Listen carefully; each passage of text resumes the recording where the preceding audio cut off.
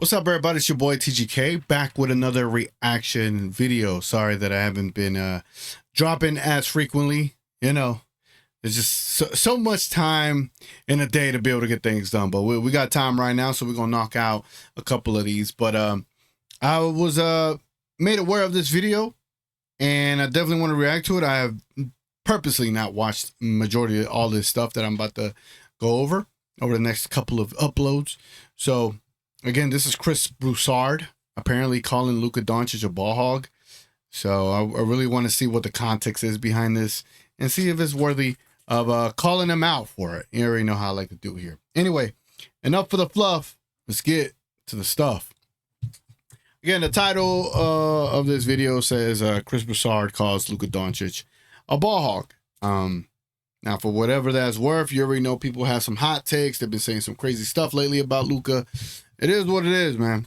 He's on LA now, so everything that could be said is going to be leveled up. You get what I'm saying? Like, Chris Broussard definitely didn't say this last year because he probably wasn't watching that many games, even though he did give Luka the MVP nod. But now that, you know, they're in the West Coast, people are forced to have to watch Luka even more now because they cover the Lakers and the Lakers give them ratings and all that good stuff. Now they want to come up with these crazy things that they have been watching Luka for the last 7 years and have never said that before. So let's go on, let's check it out. Again, if you don't mind dropping a like on the video, consider subscribing and also consider becoming a member where we do quite a bit of stuff for the members monthly, you know, a little giveaway and stuff. Anyway, let's get it going. How concerning are the back-to-back losses, and what's your message? Well, look, I'm not coming off my pick of the Lakers winning the West, but there's good news and bad news for Lakers fans, all right? And everybody's focusing on the defense, which is, we know the struggle's there. But I'm going to go offense, and I'm going to deliver the bad news first. And I am a huge fan of his. I nicknamed him Luka Legend, Larry Bird 2.0. But Luka Doncic is a ball hog. A great ball hog. A Hall of Fame ball hog. Future Hall of Famer. Yeah. An all-time elite ball hog. He's a ball hog. Watching that game, and I've watched him throughout his career, but that game. Put you over the top? This was ridiculous. What is this? You got all these guys just standing watching you. He took 9 shots in the first quarter, okay? And actually he took 4 or 5 free throws, so he probably took 11 shots in the first quarter. And here's the thing. It's one thing to be a ball hog when you got Tim Hardaway as a teammate. Heck, even Jalen Brunson and Kyrie Irving. But when you are going 5 out and everybody's standing there watching you operate and LeBron James is a teammate, that ain't good. And here's where the problem is. Look at LeBron. LeBron's like, he's treating LeBron like Chris Bosh and Kevin Love felt when it was LeBron and D-Wade and LeBron and Kyrie. And here's the thing. This takes away, this is related to the defense. Because when you are just watching one guy operate and you're standing there watching him do all this and take sometimes back, even he's making some of them, but they're bad shots, that takes away from your morale, especially when that guy can't defend. When he's getting blown by and beaten on defense and then coming down on the other side shooting all these shots, that seeps away at your morale and affects you on the other end of the floor. Now, the good news is, I think we saw it earlier when Luka was there and LeBron was there. They played well off each other, and there was a lot of movement, ball movement, player movement, and guys were getting open shots. So it can be fixed. That's the good news. And LeBron, I don't know, look, none of the other players can say anything to Luka. I think Luka will adjust naturally. I think he got used to doing this with LeBron out, and Austin was kind of the second guy. And you know, he's got to now come back and regroup now that LeBron's back. It's not as if at this point against the Magic, it's not as if, you know, LeBron was, how would I say, efficient at the time, you know.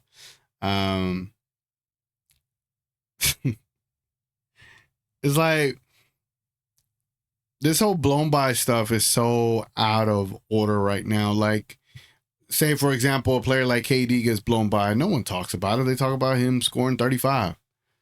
Salute to my cousin. He told me that, right? And like no one ever mentions when LeBron gets blown by like he did against the Bulls or leaving people wide open. No one, or the blunder that he had. Like no one mentions these things. But when it comes to Luka, just because he's putting up insane stats, like all his defense on the other side, like I have never heard these analysts be so fixated on a player playing defense. Not to say Luka's the greatest defender ever. No one's saying that. Not to say Luka's a good defender. No one's saying that. We know he's an average to maybe above average defender when he's at his peak. I love how just my screen just lagged there. But to focus on the hyper negative with talking about that he doesn't play defense and that he, is a blown by player, it's getting to the point where it's so annoying. Like, but again, he's in LA.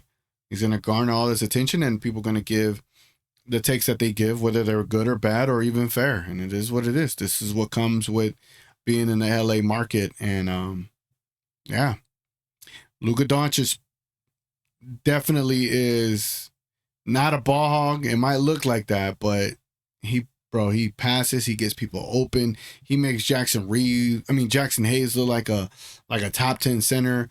So, whatever, right? Whatever. Let's continue. But if he does it, LeBron's the only one. I don't even think Reddit could say something. Reddit could say something to him, but LeBron's the only one could really say, look, we got to do it different. I don't know that it'll come to that, but here's what I would do if I'm the opponent, because this is what Orlando did.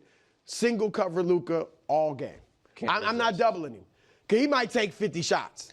Seriously, just don't double him. Because if you double him, that's when he's most dangerous. Because he's going to get his 30 whether you double him or not. And then he's giving up the lobs and he's kicking out and getting open looks. Single cover him and see what he does. Okay. That would be interesting. Go ahead. Try it. Go ahead and single cover him and let him cook your team in the paint and don't double him. I dare all the NBA teams not to double Luka. I dare you. I triple dog dare you. Just don't do it. Okay, so this wasn't that bad of a take. I think Chris Broussard added a little hyperbole in there, little jokes. I get it, but like when he talks about the morality of it all and how it defeats the morale of the team, I don't think it defeated the Mavericks last year. Like, what other player on the Lakers besides LeBron can have that kind of level of production like Luka does on a consistent basis for an entire year? Like, let's not act like Dodo needs the ball more. Let's not act like Rui Hachimura needs the ball more. Let's not act like Jared Vanderbilt needs the ball more. Like, let's get a grip. Let's be for real. Like, okay, he doesn't play the greatest defense on the other side. I get it, bro. I get it.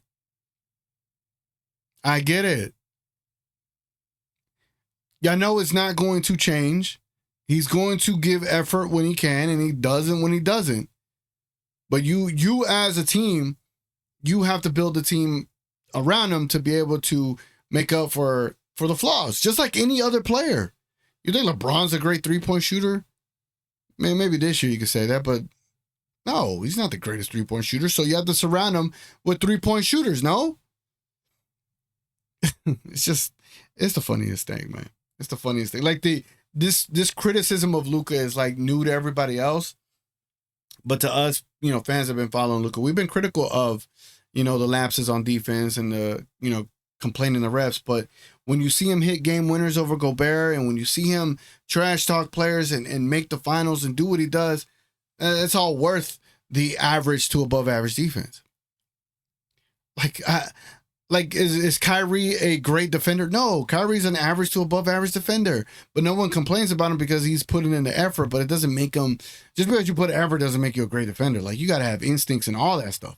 And Kyrie at times does have that ability. So did Luka. So does Luka. It's just, I don't know. What is this regurgitated narrative that they stick to, they continue to follow, and they push and push and push. And, it is what it is. But Chris Broussard, I do respect his takes. I wasn't too mad at this. It wasn't that bad, you know, but kind of utilizing the old narrative that everybody else uses. That's just kind of lazy to me. Anyway, appreciate y'all watching. Let me know what y'all think in the comments below. Please leave a like. Please consider subscribing. And please consider becoming a member. It's been your boy TGK. There's more videos to come. And I'm going to catch y'all on the next one. We out.